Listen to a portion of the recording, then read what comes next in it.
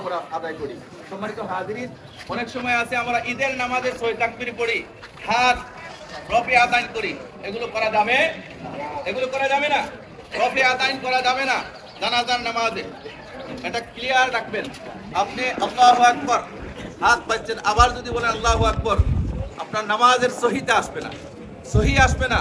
এজন্য আপনাকে তাহরিমা বাঁধার পরে আল্লাহু আকবার বলে অনেকে উপরে দিয়ে আসমানে দিয়ে তুলেন, ইশারা মারেন না, এগুলো সম্পূর্ণ বেদাত, এগুলো করা যাবে না। আপনাকে আল্লাহু আকবার বাঁধছেন, ইক্তেদা করছেন ইমাম সাহেবকে, ইমাম সাহেবের কেরাত, ইমাম সাহেবের কেরাত আপনার কেরাত, ইমাম সাহেবের শুদ্ধ আপনার শুদ্ধ, ইমাম সাহেবের ভুল আপনার ভুল। কথা বলে ঠিক কিনা?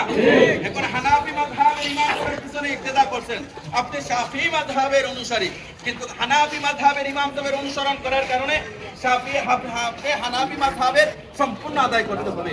যদি আপনি শাফিঈ মাযহাব অনুসরণ করেন, শাফিঈ মাযহাবের ইমাম সাহেবের পিছনে খাড়া হয়ে